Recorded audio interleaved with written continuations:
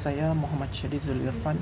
Nomor kad metrik saya ialah 240527631. Tajuk soalan yang akan saya bincangkan ialah bagaimanakah kaedah berfikir abduksi dapat diaplikasikan dalam usaha mencari punca tanah runtuh di Batu 54 Blue Valley, Cameron Highland pada 26 Januari 2024. Pada 24 hari bulan Januari 2024 terjadi satu bencana tanah runtuh yang berlaku di Cameron Highlands, Pahang, yang disebabkan oleh hujan yang berterusan yang bermula pada pukul 3 petang.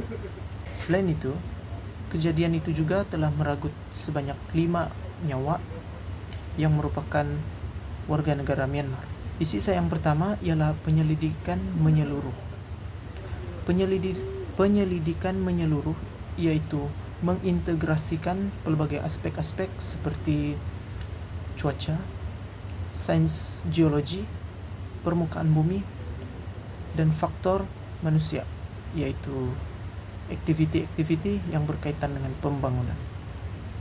Hal tersebut adalah untuk memahami secara menyeluruh apa yang menyebabkan tanah runtuh tersebut berlaku di Cameron Highlands, Pahang tersebut.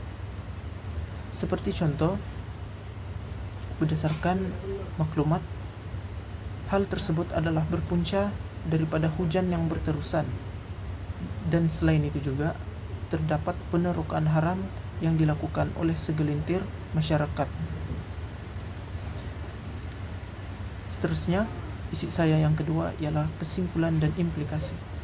Ia dapat didefinisikan dengan menghasilkan kesimpulan atau determinasi berdasarkan bukti-bukti yang telah dikumpul dan inisiatif yang sesuai seperti saran dalam menangani risiko yang akan berlaku di kawasan-kawasan yang terjejas. Antara contoh yang boleh saya kemukakan ialah dalam kejadian tersebut didapati seramai 5 orang nyawa yang merupakan warga negara Myanmar yang telah maut dalam kejadian tersebut.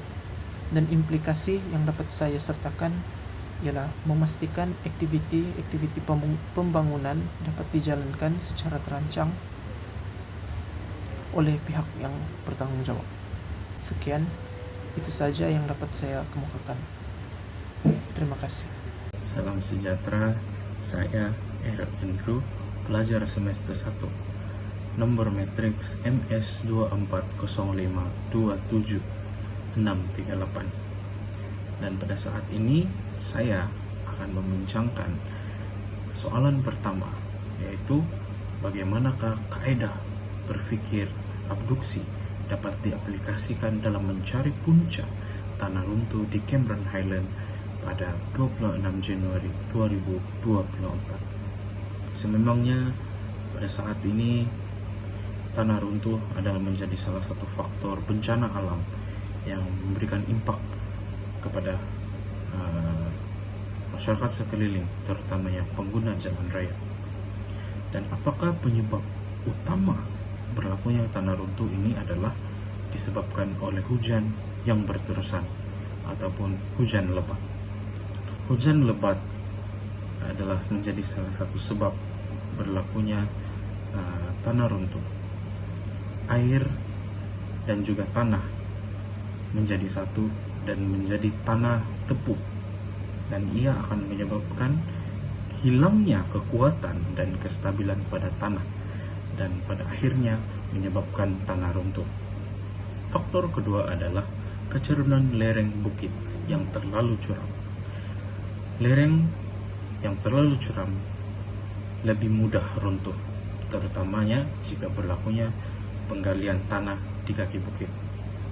Memetik berita sinar harian, hujan berterusan yang telah menyebabkan curun-curun semula jadi bercuraman tinggi yang didasari batuan granit lebih daripada 35 derajat cenderung runtuh.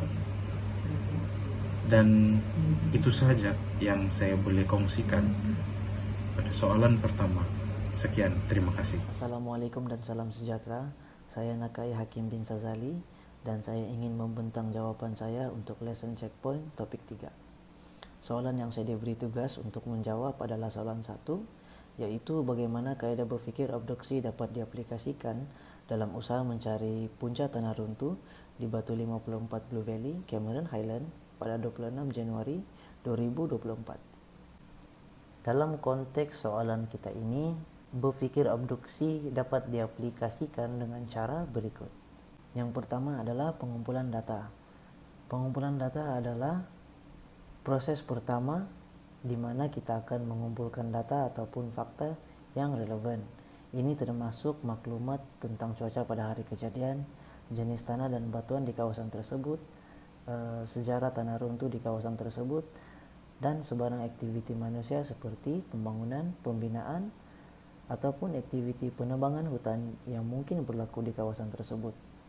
Data-data ini boleh diperoleh melalui pelbagai sumber seperti laporan berita, data cuaca, peta geologi, dan rekod kerajaan. Yang kedua adalah pembentukan hipotesis. Setelah data dikumpulkan, kita boleh membentuk beberapa hipotesis tentang apa yang mungkin menjadi punca tanah runtuh di Cameron Highland.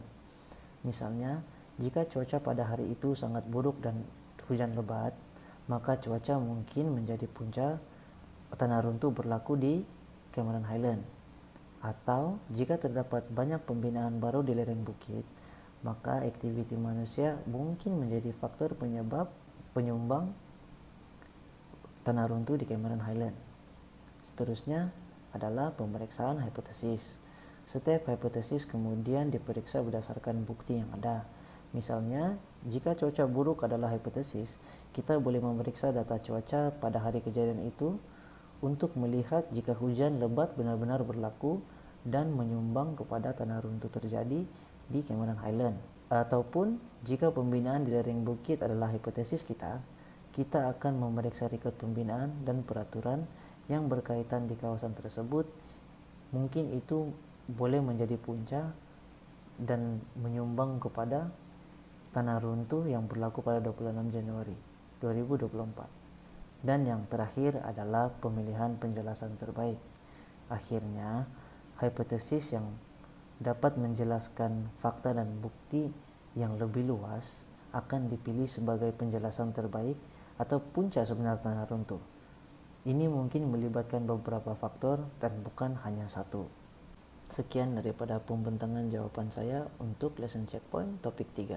Assalamualaikum, sekian dan terima kasih. Hai, salam sejahtera.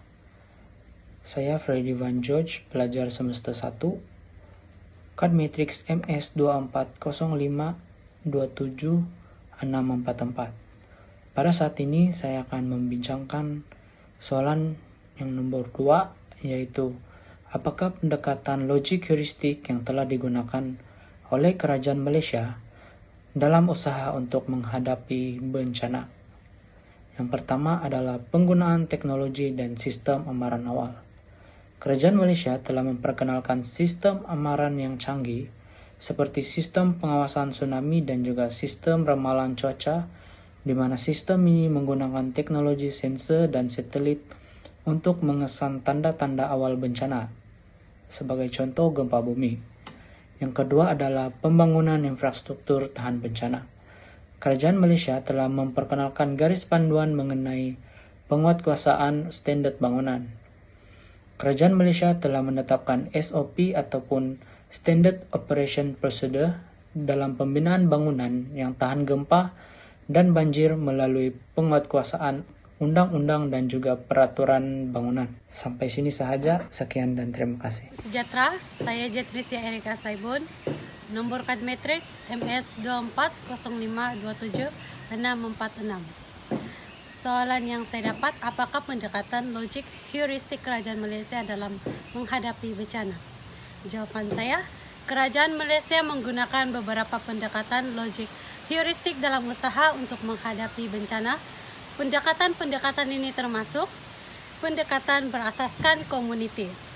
Ia melibatkan komuniti tempatan dalam program kesedaran bencana dan latihan simulasi bencana. Ini meningkatkan tahap kesediaan dan respon awal penduduk tempatan. Terima kasih.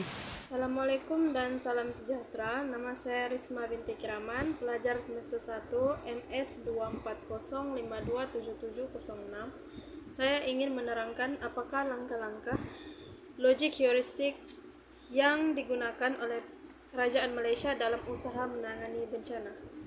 Antara langkah-langkahnya ialah kerjasama antara bangsa. Malaysia telah bekerjasama dengan negara-negara jiran seperti Jepun, Kanada, dan Indonesia dalam menangani isu jerebu yang melanda Asia Tenggara pada tahun 1997 dengan cemerlang. Mereka menghantar anggota bomba ke Indonesia untuk membantu memadamkan kebakaran dan mengurangkan kesan jerebu. Seterusnya ialah inovasi dan penyelidikan. Malaysia telah melaksanakan perancangan bandar yang efektif bagi membantu mengelakkan banjir dan menggalakkan pemeliharaan hutan, bandar, dan mengusulkan zon larangan pembinaan dekat tebing sungai.